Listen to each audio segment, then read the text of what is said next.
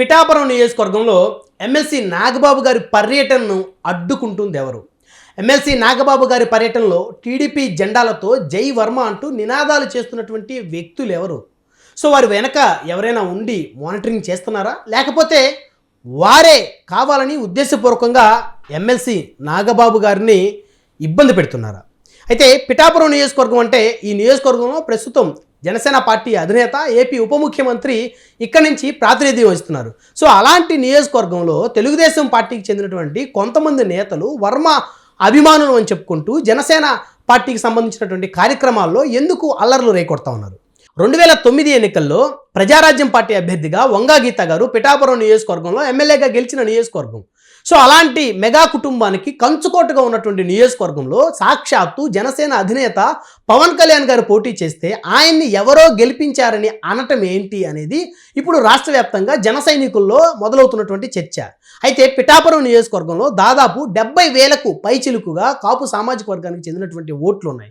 అదేవిధంగా పిఠాపురం నియోజకవర్గంలో మెగా కుటుంబ అభిమానులు పెద్ద ఎత్తున ఉన్నటువంటి నియోజకవర్గం పిఠాపురం.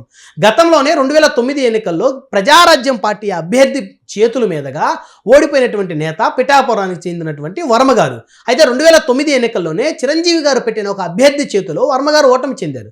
2014 ఎన్నికల్లో తెలుగుదేశం పార్టీ అభ్యర్థి బలహీనమైనటువంటి అభ్యర్థిని తెలుగుదేశం పెట్టిన తరుణంలో వర్మ గారికి సీటు ఇవ్వకపోతే ఆయనకు సానుభూతితోటి తెలుగుదేశం క్యాడర్ అంతా, జిల్లా నాయకత్వం, అధిష్టానం కూడా వర్మ గారికి ఓట్లు వేసి గెలిపించిందని ఇన్స్ట్రక్షన్ ఇచ్చిన తరుణంలో ఇటు జనసేన సైతం కూడా టీడీపీకి మద్దతు ఇచ్చినటువంటి ఆ ఎన్నికల్లో సో టీడీపీకి జనసేన, బీజేపీ అదేవిధంగా వీరిద్దరూ కూడా కలిసి ఆ రోజు వర్మ గారిని గెలిపించినటువంటి నేతృత్వంలో ఆయన ఇండిపెండెంట్గా బలమైనటువంటి నేత ఎలా అవుతాడు?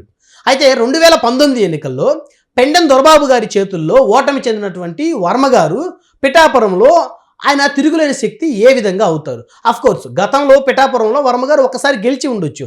అయితే 2 సార్లు తెలుగుదేశం పార్టీ గుర్తు మీద పోటీ చేసినటువంటి వర్మ గారు ఎందుకు ఓటమి చెందారు?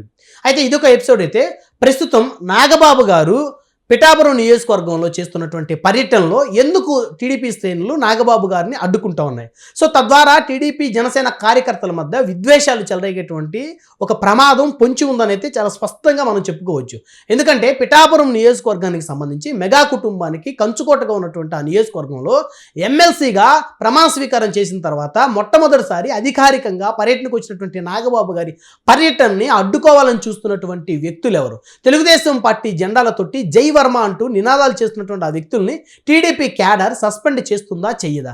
ఒకవేళ టీడీపీ క్యాడర్ కనుక సస్పెండ్ చేయకపోతే ఖచ్చితంగా వారు వైఎస్ఆర్ కాంగ్రెస్ పార్టీ ముసుగులో ఉన్నటువంటి వ్యక్తులు, వర్మగారి అనుచరులు అంటూ వైసీపీ ముసుగులో వారు ఇక్కడికి వచ్చి నాగబాబు గారి కార్యక్రమాన్ని డిస్టర్బ్ చేసేటువంటి ప్రయత్నం చేస్తున్నారు అని ఖచ్చితంగా అనుకోవటానికి అవకాశం ఎక్కువ ఉంది. అదేవిధంగా ఇంత జరుగుతున్నా ఇప్పటి వరకు వర్మ గారు ఎందుకు నోరు మెదపటం లేదు? అయితే ఎమ్మెల్సీ నాగబాబు గారి పర్యటనకు సంబంధించి ఆయన అధికారికంగా చేస్తున్న పర్యటనలో అసలు ఆ వర్మ గారిని ఎందుకు పిలవాల్సిన అవసరం ఉంది? వర్మ గారికి పిలుపు రాలేదంటూ కొంతమంది చేస్తున్న హడావిడి ఏంటి? మిగతా జనసేన పార్టీకి సంబంధించినటువంటి నియోజకవర్గాలు కానీ, లేకపోతే తెలుగుదేశం పార్టీ ఎమ్మెల్యేలు ప్రాతినిధ్యం వహిస్తున్నటువంటి నియోజకవర్గాల్లో కానీ అక్కడ ఏదైనా అభివృద్ధి కార్యక్రమాలు కానీ అధికారికంగా చేస్తుంటే ఆ నియోజకవర్గంలో జనసేన పార్టీ ఇన్ఛార్జీలని టీడీపీ ఎమ్మెల్యేలు ఏ మేరకు పిలుస్తున్నారు?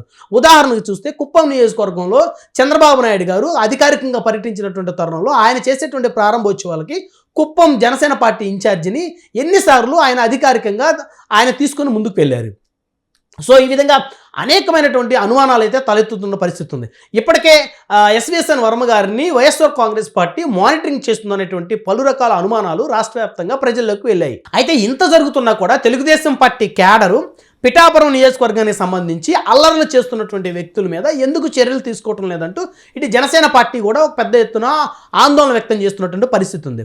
అంటే పవన్ కళ్యాణ్ గారు ప్రాతినిధ్యం వహిస్తున్నటువంటి నియోజకవర్గంలోనే టీడీపీ ఈ విధంగా గొడవలు చేస్తే మరి మిగతా జనసేన పార్టీ ఎమ్మెల్యేల పరిస్థితి ఏంటంటూ ఇటు జనసేన పార్టీ క్యాడర్ కాస్త ఆందోళన గురవుతున్న పరిస్థితి స్పష్టంగా కనపడుతుంది. నిజంగా తెలుగుదేశం పార్టీకి సంబంధించినటువంటి ఎమ్మెల్యేలు కనుక జనసేన పార్టీ ఇన్ఛార్జీలు ఎవరైనా ఈ విధంగా వర్మగారి లాగా ఆయన అనుచరులాగా ఇబ్బంది పెడితే ఖచ్చితంగా జనసేన అధినేత వారి మీద సస్పెన్షన్ వేటు వేయడానికి ఏమాత్రం వెనకడుగు వేసే పరిస్థితి ఉండేది కాదు. అయితే సాక్షాత్తు పవన్ కళ్యాణ్ గారి నియోజకవర్గంలోని ఈ విధంగా వర్మ గారి అనుచరులం అంటూ కొంతమంది చేస్తున్న హడావిడికి ఎందుకు తెలుగుదేశం పార్టీ అధిష్టానం స్పందించడం లేదనేటువంటి పలు రకాల అపోహలు జనసేన పార్టీలో కలుగుతూ ఉన్నాయి. అయితే అధికారికంగా నాగబాబు గారు పర్యటన చేస్తున్నటువంటి తరుణంలో నాగబాబు గారిని రెచ్చగొట్టే విధంగా జై వర్మ, జై టీడీపీ, జై చంద్రబాబు, జై లోకేష్ అని మాట్లాడటంలో ఉన్నటువంటి ఆంతర్యం ఏమిటి?